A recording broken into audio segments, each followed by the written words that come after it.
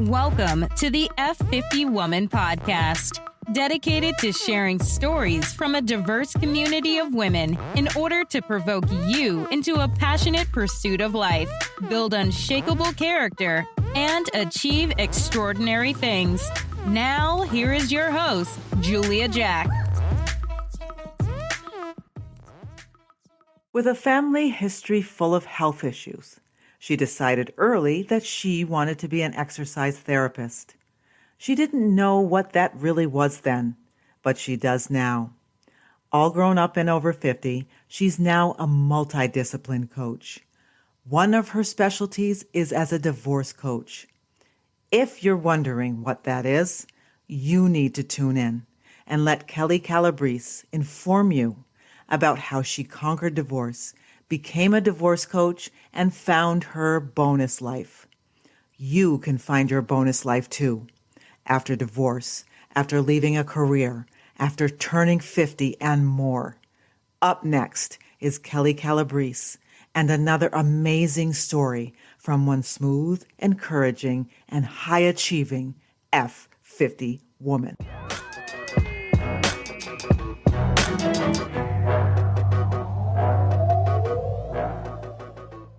Hey, F50 Women audience. Thank you so much today for joining us. We have Kelli Calabrese. Did I say that name right? You did. Yes. I will answer to that. Yes. Okay, good. And she is a seasoned wellness coach, a speaker, a best-selling author, and entrepreneur. She has 3 science degrees and 27 certifications. She's an expert on all things wellness. One of those many certifications Kelli holds is as a divorce coach. Yeah, you heard me right. Divorce coach, which I could have used many years ago, but it's not about me. She helps people get through that very serious grief that's felt during separation, divorce, and then post-divorce to live an amazing bonus life, which I'm interested in to hear what that bonus life is. But she's intentionally fabulous. And she's here with us today. So thank you so much for joining us, Kelli. Julia, thanks for having me. I'm so happy to be here.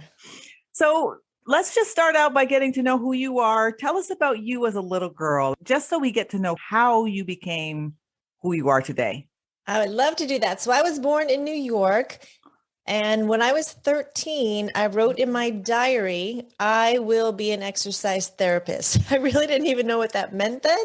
Really? I was just really happy when I was running, dancing, jumping, swimming, cheerleading, softball. I was like, what do people not get about this? Like, I love this endorphin rush. And wow, okay. yeah, Okay. I had a really strong family history of heart disease, diabetes, obesity, cancer, alcoholism. And I looked at all that and went, ooh, I want to move away from that. So it's kind of the combination. Okay. So I wrote that down when I was 13. And at 13, were you aware of all the health issues in your family's history, or was this more an inner just knowing? I was. My dad was the Okay. oldest living male in his family at 36. So the man just did not Seriously? live long. Yeah. So I kind of had this fear like, wow, will my dad see me graduate high school, college, get married, have kids? So that was always in the back of my mind. Right. And so I have to ask, did he? Is he still He with us? did. He's not with us now, Right. but he made it to 70. And my mom is so good she kept him alive way longer than he would have on his own. She was a great, great spouse and caregiver. Okay. Wow. Okay. So now we have to jump straight to who you are now, because I have a whole bunch of questions about that, what you just shared. So tell us about who you are now, what you do, and what this thing is called divorce coaching. I don't get it. I empower women to get past the fear, grief, and rejection of divorce so that they can heal and create an intentionally fabulous bonus life. Bonus life. What's a bonus life? I mean, we Bonus only get life one is- as far as I know, but yeah, tell us about what that is. None of us have the life we thought we'd have. None of us. I mean, no one, especially with divorce, thinks they're going to go to the altar and go separate ways. We just don't. So it's a second chance. It's a clean slate, but really it's for everyone every day. We get to wake up every day and be our best self. We get to wake up every day, regardless of our circumstances and situations, and decide to count it all joy. Let's make the best of it. What can I do to make today great? So really every day is an opportunity to have something better than you could ask, think, or imagine from yesterday. Absolutely, yes. So what is it about divorce? I know because I've been through it that it's a genuine grieving process, and I don't think people who don't go through it understand. It's like someone died, but they're still alive. So Exactly. yeah, Yeah. talk to us about how you help through that process. What can you help us through? Yeah. So one of the first things is identity. Our identity is as a wife or a husband or whatever your Yeah. role is. And we get so wrapped in that. And then all of a sudden it's gone. It's like, who am I? And the second age for divorce is Yeah. 50. So at that age, now you're also an empty nester. So your role as a mom is different. And with divorce, you're Yeah. probably changing neighborhoods, churches. I mean, everything can really Yeah. change. So it's this whole identity crisis of, wait a minute, who am I? How did I get here? Why did this happen to me? So really Yeah. helping women walk through not getting their identity from the outside things, which are all temporary, but more of an internal, like who am I designed to be? For me, a lot of it is my faith, just relying on, well, how does God see me? Yeah. So that really got me through. So identity is one of the first things that we start with because Yeah. depending on how wrapped you were in being a wife, you could really stay bitter and angry and depressed for a long time. Are you finding the one major block between a woman getting through that is faithlessness, meaning if they don't have that higher power? Do you find that as the one thing that keeps them stuck, or are there other things? Well, there's other things, but the fear is what comes in. When you don't have Okay. faith, you're filled with fear. And Yeah. especially, women who are looking back with regret and, wondering what happened and guilt or shame or rejection, whatever you're thinking about that already happened, you're dealing Yeah. with that. But now you're like, am I going to have money? Am I going to be lovable again? And you're thinking everything in the future. So you're just in this anxious place where you're paralyzed, you're having panic attacks, and it's an awful place to be. So without faith, it is difficult to do it in your own flesh, in your own mind, because those thoughts will creep in and lie to you and keep you in fear all day long if you don't Yes. have faith. Yes. And then the thoughts that what are other people thinking about me? I don't know if you mentioned that, as you're walking around as a single woman, all the other Yeah. ladies are married and happy. Yeah, But you're so yeah, internalized. You think everyone's talking about you, everyone's looking at you, everyone's thinking about you. They're yeah, really not. And if they are, that's on them, but you just feel like it. If you were the one to break up your family, you're carrying guilt and yeah, shame for breaking up your family. If you were left, you're yeah, carrying rejection because you're like, why did he leave me? Why was I not lovable? So there's all these things that come in to really just take over your mind and paralyze you. yeah. And so do individuals find you or do you find them? Because I imagine when you get divorced, you're sort of sunk in your own hole. And how do they Yeah. come to you? Well, Are they searching? isolation and Yeah. loneliness is a big deal. I have a Facebook group called Intentionally Fabulous. And when they come in, I ask them, what's your greatest challenge on the questionnaire? And loneliness is one of the biggest ones. So Okay. that's one of the reasons that I have the group is we talk about the hard things. We have community, we have support, we laugh, we're just there for each other. And, things that people never thought about when they were thinking about getting divorced or being left that come up and you're like, oh, what about health insurance? Or, oh, what do I do with the rings? Or, what do you do with the wedding pictures? Or you're like, we talk about Yeah. all the things, the kids, all Yeah. of that, All the dating real again. stuff. Yeah. Yeah. Yeah. Have you ever had anyone come to you for assistance or be part of your group and then get back with their spouse and then feel Yes. guilty or do That they is my still goal. yeah. Yeah, I had one woman, she came to me, it's probably about 3 years ago, and she was like, Kelly, I cannot stand to be in the room with him. I don't want to look at his tattoos. I'm sick of his bald head. Like, she was just like, I'm done. I'm moving into the guest room. This is it. And I'm like, can we just work on you? Like, let's just work on you. Because regardless, wherever you go, there you are, whether it's the next relationship and we Yes. worked on her. And thankfully, he wanted to fight for the marriage as well. And so I actually just saw her recently, and my heart is so happy for them. They are so in love. Yeah. Everything just came together for them. It has been beautiful. So my first goal, if it is possible, is if it is safe to save the marriage. And Yeah. then if it's not, then we deal with that. But I would much rather save marriages than help women walk through divorce. Right. Yes. And do tell us about the the light at the end of the tunnel. Say I'm divorced, it's over. What do you see happening to the women who come through this process that you take them through? Well, Tell it's us about interesting. that resort. Yeah. Right before this recording, I fixed my ice maker. I'm like, look at me. Like, there are things that are good about being single. And if you've always been, I was married we were together 26 years. Mhm. And so for the first time, you're like, I have a clean slate. Like, this is a chance for me to be my best self. I should be the fittest I am in my life. I should be doing the most personal development, the best self-care, girlfriend time, family time. Like, this is the time I could learn, I could get a side gig. I mean, there are definitely great things about I don't have to compromise. I could decide the temperature in the house, what I eat, when I eat, movie to watch or not, and your Yeah. parenting time is quality time. So it's just a great season if you look at it that way or Right. not. We have a choice. A lot of women just stay in, stay depressed, stay isolated, and that's not healthy. And that's not how we're supposed to live. Right. That's not living. Yeah. You're missing your life because of the thing that happened to you. Yeah. Yeah. So I don't know. You can't talk about so nicely though, because the rest of us might be like, I don't want to fight over the temperature in the house anymore. That's a problem. Yeah, I mean, we I'm are just joking. designed Yeah. to be coupled. It is Yeah. absolutely when, you're Yeah. both working on it and you're committed. I mean, the first thing God brought together was marriage, and there was a Yeah. reason.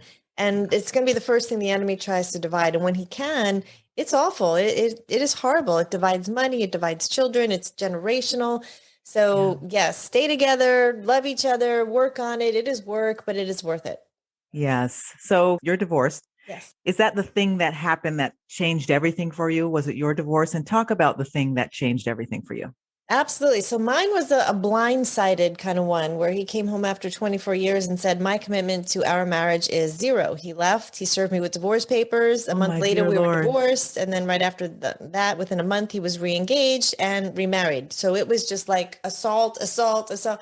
So that was the thing that took me to my knees. I mean, really emptied me out, felt like Seriously. tornado came in, just blew up my life and left scattered pieces everywhere with a gaping, excruciatingly painful hole in my heart. Oh, my So God. I'm a knowledge person. I was like, I have to figure this out. Okay. There's got to be something that fills this hole in my heart, makes the pain stop. And I wanted to do it in a healthy way because I see, women can turn to wine, another man, isolation, escapism. I mean, you could take exercise and overdo it. I mean, Yeah. so I wanted to do something healthy. So I went on this quest and, I went to the retreats, the Bible studies, the divorce recovery. I was in the prayer groups. I was at the seminars, read the books. I mean, all day long, just fueling myself with things to keep me at peace Okay. and to become the best version of me, to understand my part in it as well, because it wasn't 100% him and 0% me. So Right. if I was going to get stronger and better and not bring the old me into the future, I needed to do the deep work. Okay. And so tell us about that deep work that you did. Was there a moment that something clicked? I imagine you go into this deep hole or this whirlwind, and then you're trying to climb out, and there's some point where either you get to a ledge or something clicks, and it's like, okay, that's it. I'm done, and this is where I'm going. Did that happen to you? There were 8 clicks for me. Okay. Actually, Okay. that's how I created my program. It was the program that I wished I had when I was, Nice. in the depths of divorce. And Yeah. I remember like palpably feeling like, oh, a layer came off, or wow, that was lifted. And Really so nice. one of the things was forgiveness. Okay. And I know people don't like to talk about forgiveness. And some people are like, Kelli, if you knew my story, you would not be telling. And I'm not taking anything away from horrible, horrific abuse. I mean, terrible things happen, but Yeah. that's not what forgiveness is. Forgiveness Right. is for you, and it's releasing yourself from the failure and holding your own feet to the fire and burning yourself. And so for me, I did feel like a failure. So in that Okay. forgiveness, I finally got freedom that, well, again, my faith, that's not how God sees me. Like, God isn't rejecting me, and Right. God came so all sins could be forgiven. Why am I staying and burning myself here? Mhm. So forgiveness was Yeah. huge. And it was one of the last, I wish I could say it was first, because I had said the words like, I forgive him, but it really was way more about me. Yeah. And Okay. so, yeah, that was a big part of it. Yeah. Forgiveness seems to be a hard one for people to grasp because they feel like you're letting the other person off free, scot free, and they're not going to get to pay for what they've done, sort of thing. Yeah. So that's That's what, I that's a mean, big one. I it think is. I think people won't really get it. And I honestly, I'm not sure if I actually get it until you actually do it and get freed from it. Yeah. And I had So, said the words, I forgive him, I forgive, but then there'd be some trigger like, oh, there's yes. his wedding pictures on Facebook, or, you're like, oh, he did this with the kids. And so I knew I hadn't forgiven. But when you've forgiven, the highest level of forgiveness is actually blessing the person in the area where they hurt you. So I can say with all my heart, with no animosity, no bitterness, that I bless him and his new wife in their marriage. I mean it till death do they part. I hope they're happy. They complete each other. I don't want to have dinner across the table from him necessarily, but good for them. No hard feelings. Right. Oh my gosh, that's awesome. It's a hard place to get to. And I know some people are probably listening thinking that's impossible and I'm not going to do it. But if you don't, it's like drinking poison and expecting the other person to die. I mean, really. Yes, that's a perfect analogy. Yeah, people think they have to forget. They don't. It's like if someone steps on your foot, you forgive them, but you're still going to limp for a while. Like it hurts. You're going to be like limping along. Like, well, I forgive you for stepping on my foot, but I still feel the pain. Yeah. So it doesn't mean you forget, but forgiving just keeps you from staying in bitterness and depression and sadness and anger and whatever's inside you. When life gets hard, that's what's coming out. So when the pressure and the stress of life comes in, if you're carrying anger and resentment and, defensiveness and whatever it is, that's what's always coming out of you. So until you fill it with love and peace and joy and goodness and gentleness, you're not going to experience that. Yeah. And you're going to just hurt those around you as well. And if you have children, you need to try to get rid of it if you can, so they can not. There's a cost. There's a cost to not getting rid of. You're going to do something, and there's a cost to not being the best for yourself, for your kids, in the world, professionally, whatever you're supposed to do. You're missing out because you're so internalized with your anger. Yeah. So can I ask, how did you reconcile what happened to you in divorce with your relationship with God? Because, you hear that God hates divorce. And how did you reconcile that? You did speak about God loving you. So just talk about that. He does hate divorce. Divorce is horrible. You know why he hates it when you're in it and you're like, I can see why he hates it. This is terrible. I hate what he hates. I hate pornography and pedophilia and divorce. Like I hate everything that God hates. I never shook my fist at God. Like, I did all the right things, God. But, I was a good wife. He threw me away. Yeah. I just trusted. It was hard. I mean, I had to be still for a long time. And so I wrestled with God, where I was like, God, you made me a doer. You made me this responsible super achiever. How can you expect me to sit here and just do nothing? Surely you've got more in the world for me than just sitting here. Yeah. But I needed it.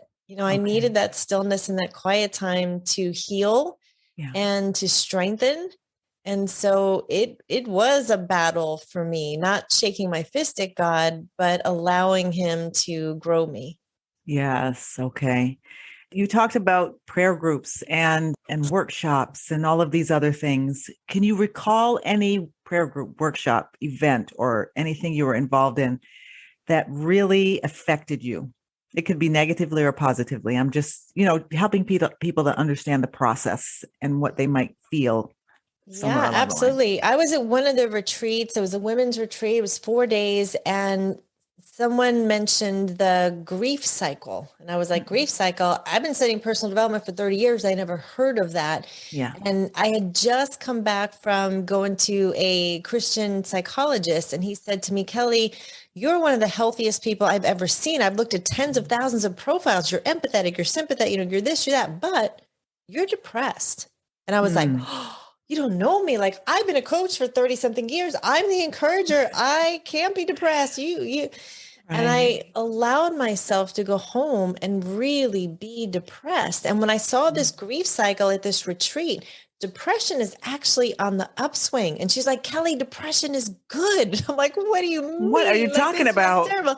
And she's like, well, you've already gotten past the isolation and the loneliness and the sadness and the denial and rejection. And, she's like, you've already depression is, you're on the way to recovering and readjusting and getting healthy. And it gave me permission to go home and be depressed and really sit in that and grieve, the dreams that were lost and the unmet expectations and the unfairness and all of that. And after about 10 days, I got up and I was like, okay, I think I got this. And not that I'll never have a depressed moment again, but I was never a depressed person. It was a situational depression, which again, Yes. there were so many things I knew nothing about before divorce. Situational depression was one, and I Yeah. was. But unless Yeah. I went and sought out that counselor and he labeled me as depressed, not forever, but in that season, not to Right. be a cycle, but just a season.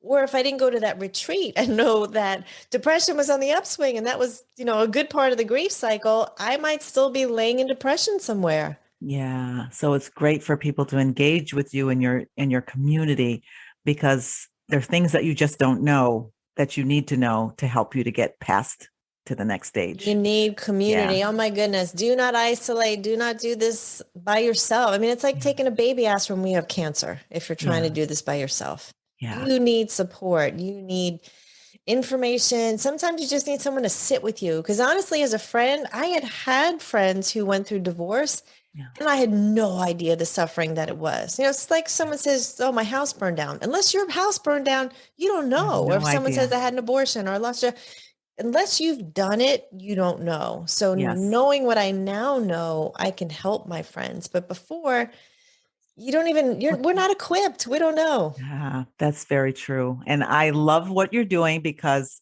with the same analogy, I didn't know what it was like to lose a parent to death. But then a friend of ours, she was in the church and she talked about how her mother died. She talked about the process. She talked about stupid things people would say to her. And she was just sharing because she wanted us to understand. And at that point, I was like, oh, okay, all right, okay. But then when my father passed away, I was like, oh, yeah, that's what she's talking about. Yeah. So even for individuals who are on this podcast listening to you, they should listen because they could be prepared to help someone else or themselves. God forbid they should have to go through it. Yeah. It's true. And, sometimes you don't know the right thing to say in the right moment. I remember really early on a friend saying, "Oh, if he did you a favor, you will be so much better off without him." Oh, And first of all, kind of putting him down. But also I was like, she's just being mean because she's divorced. I don't want to be divorced. Like I remember like stuff would hit me. I'm like, that's terrible. But now I'm like, yeah. she was right. Like I am way better off. Like I Yeah. would just be limping along in an unhappy marriage with a man I couldn't trust. And now Right. I'm like, whew, I'm okay. Even if I'm alone, I'm okay. I'm totally at peace, being by Yeah. myself right now, not forever. But I'm like, Right. she was right. But in that moment, it really hurt. Right. Yes. Was it hard for you at first to tell your story? It Even though you came was. through it. Yeah. Oh my goodness. This is how I know it was God. I didn't say the word divorce for a year. Literally, my former husband moved out before I even told my mom and my brother. I mean, Okay. that it was to the point where like, okay, I can't hide it anymore. Okay. And one of my first goals was to get two kids successfully in college. So that happened a year now, almost 2 years ago now. And I Okay. remember coming home and I had a freshman and a sophomore. I'm like, they got cars, they got computers, they got phones, their tuition's paid because it was 100% on me to provide for our family, Yeah. and especially for the kids for their college. So Yeah. I came home and I feel like I checked that box and I was like, okay, God, now what? And I Mm. really feel like he wanted me to help women get through divorce because I did not in a million years want to put myself out here on this platform as a divorce coach. That's how I know it wasn't me because I didn't even Yeah. want to say the word divorce. I've been in fitness, nutrition, wellness for years, but Yeah. all of that prepared me for this too Right. because I know how to help women make change and the mental shifts necessary to renew your mind. And Yeah. even if you feel like everything is out of control, the one thing you can do something about is your health. Let's start by the food you're putting in your mouth because you feel like you've aged, you feel like you're exhausted. And Yes.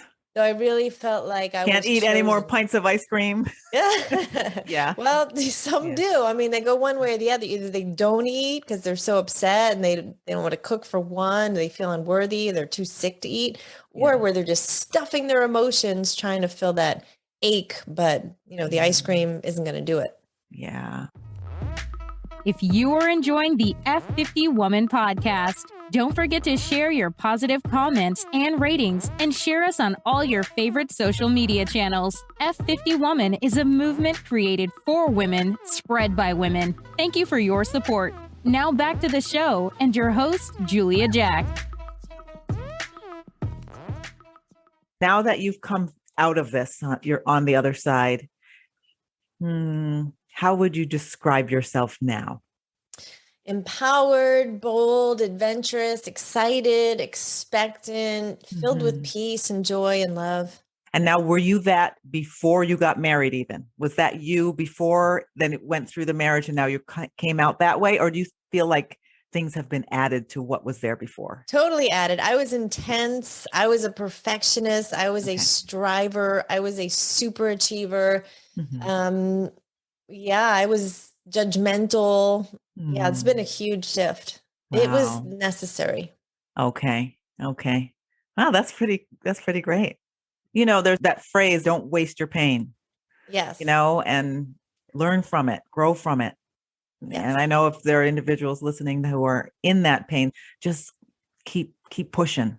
On the other side will be the light and the lessons. Yeah. That you can't, like anything else, you can't grow unless you feel a little bit of pain. You're a health coach, you're not going to build muscle if you don't actually lift something that's heavy. That's right. Yeah. Yeah. So I know we talked about you spoke to a counselor, I think, but my question is, did you have mentors through your process of even developing as a divorce coach? Oh my goodness. Or Yeah. So on my quest to be well, I hired over 21 coaches. wow, And okay. I interviewed 21 of them because I know it was over 21 for my program. So, for Okay. example, I was not an expert in grief. I wasn't an expert. I had a breath therapist, a meditation therapist, an energy therapist. I had someone to walk me through, everything from healing infidelity, if you want to re-engage and get, back into a relationship. So 21 different people. I had a mental health for brain health because I had so much PTSD. My brain was fogged over. I couldn't remember. I couldn't think. Wow. And so he trained me how to retrain my memory. So they're Wow. actually all a part of my program. So I put them all in there as bonus and some that were not for me, but I know as I started working with women, like sexual trauma Yeah. was one. It wasn't an issue for me, but a lot of women it is. So I went out and I sought out coaches even to help my clients, to help me help my clients. So Okay. yes, for sure. What made you go to all of those coaches? I mean, did you just know the value and did you just look at yourself and say, okay, I think it's my brain. Okay, I think it's my breathing. How did you get to that point? Because like a breathing Yeah. coach, I didn't even, do Oh they my have goodness, such the a thing? breath work is amazing. I actually had her come and stay with me for 2 weeks, and it was the best I felt in my life. And I'm a fitness person. I get up every day, I work out, and your body holds trauma. So Yes, it just does. in having her here, she changed how I sit, how I stand, how I sleep, how I walk, how I ride my bike, how I breathe when I present versus, being just walking. So it changed everything. The stress left my body. I could turn my neck for the first time in forever. Like all the tension was just in my Yeah. body. And so the breathing calmed down my nervous system. So there's so much to learn. The more that I learn, even though I have 3 science degrees, the more I realize there is to know. And I don't have a lifetime to be an expert in all these things. So Right. I started meditating and I was having difficulty like a lot of people do where am I doing this right? I was frustrated, couldn't focus. So I Yeah. found one of the top meditation coaches and she Mhm. walked me through. I found a grief counselor once I realized what this whole grief cycle was to walk me Yeah. through that. Yeah. And I have a friend who does a program called Re-Engage. When you're ready to get engaged for the second time, we know Mhm. that the divorce rate for second marriages is 78% Is because it you that take high?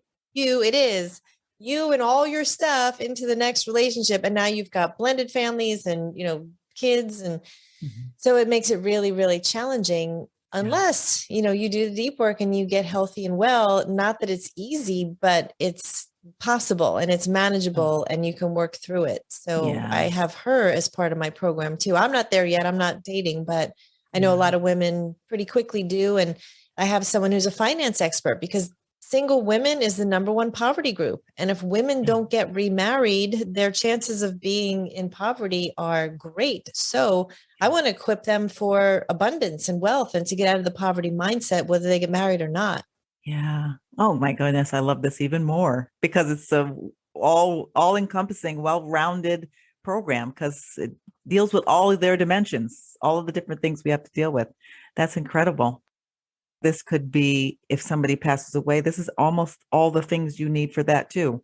Other than It's any grief, it's any yeah, loss. And we have so much loss in our life. And, the grief cycle is the same. So the things I talk about, like identity and forgiveness and renewing your mind and purpose, like you yeah, wonder whether you lost a child or a spouse to an accident, cancer, whatever, yeah, it's still a loss. yeah. And we have the opportunity to adjust using all these tools.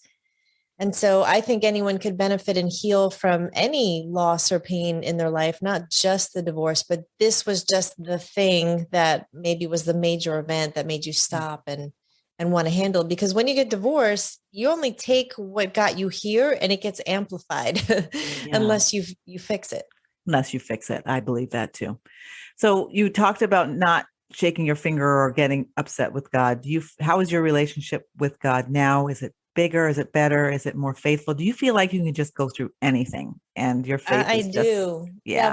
Even when I think about starting to date again, Mhm. I'm like, I don't think anything would phase me the way my husband of, 25 years could reject me. Like, I don't think any rejection in the media, anyway, even my kids, I wound up being the brunt and the target of their anger. I didn't know this, but the stronger parent is the one who gets the worst of them because they need a safe place where they can Okay. go and just be ugly. And whether it's anger or rejection that comes from them, I was that parent for them. So I was getting all the ugliness of two, late age teenagers at the same time. So Yeah. I don't think I could probably take any rejection right now. If, Oprah embarrassed me on her stage, I could take it because I have been Yeah. through what I feel is the worst rejection. Where you could be married to someone for 25 years and, he could leave you like you're a piece of garbage and you were the kind of wife that I was. Yeah. So Okay. I feel equipped. I really do.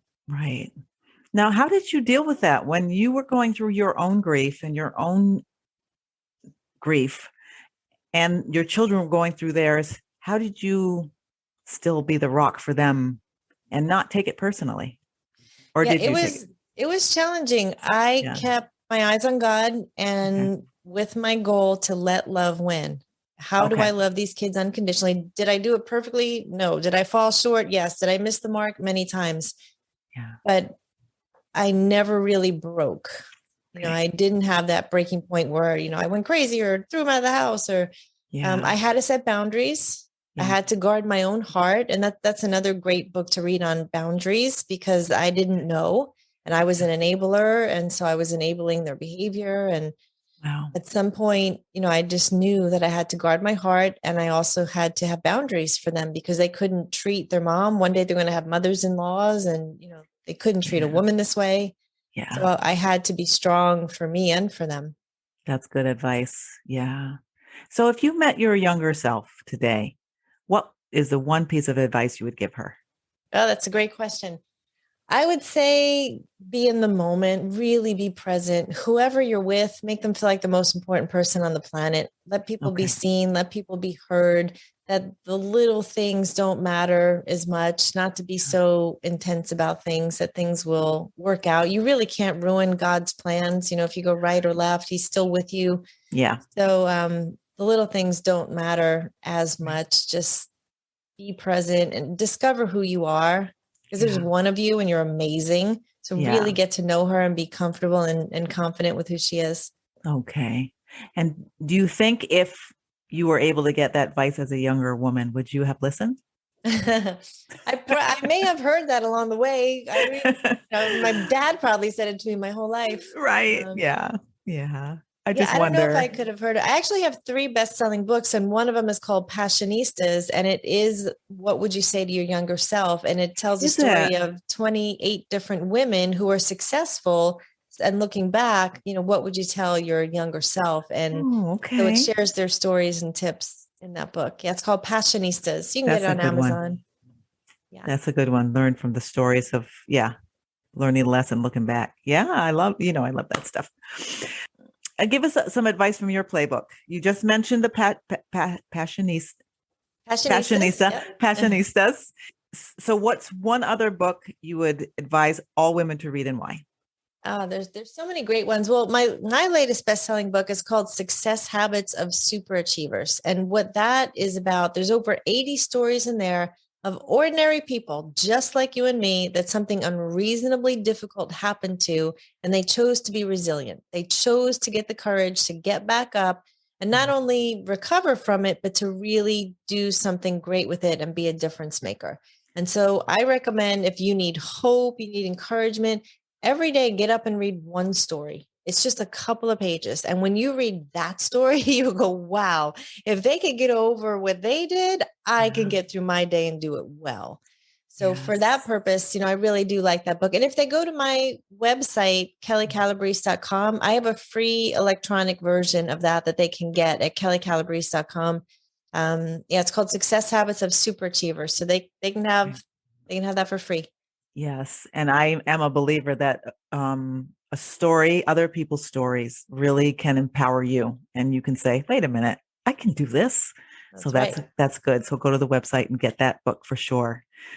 You talked about meditating. You talked about prayer. Is that the one thing you can't miss doing every day, or is there something else? What's the one thing you can't miss doing every day? Well, I do exercise every day. Okay. So, that's why you guys can't see her on the podcast, but that's why she looks so amazing. Thank you.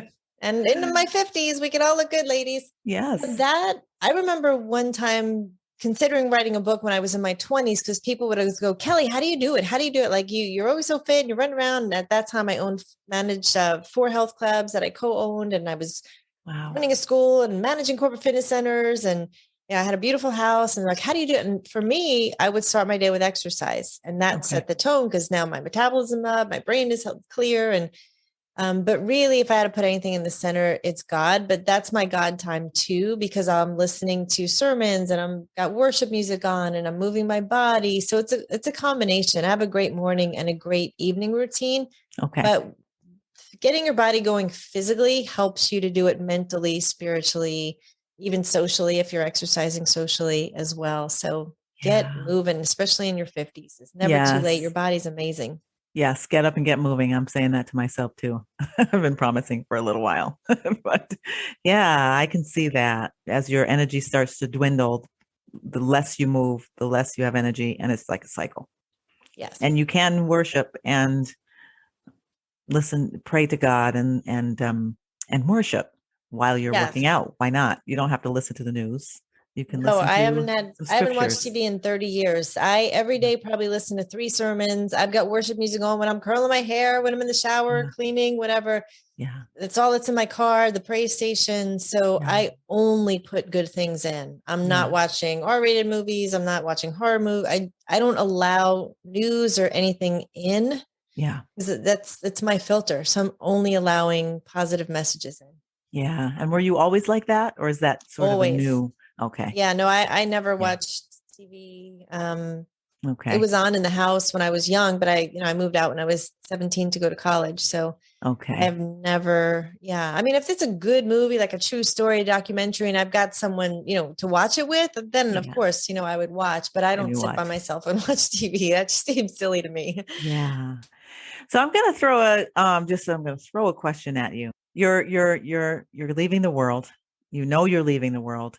What is the one message you would want to leave behind to all of us? Yeah, we are here to love. And so that is the greatest commandment. And the idea is the number one need that everyone has that has breath is to be unconditionally seen and loved. So be that, be the love that you would like to receive. Yeah. You have no idea how hurt people are or what's going on in their day, but go out and just spread some joy, spread some love, spread some cheer. If you did nothing else that day, it would still be a success. Yeah. Yeah. Awesome. I do want to ask one more question, and that is, what is next for you? You've got this amazing book. You've got 2 other amazing books. Tell us what's next.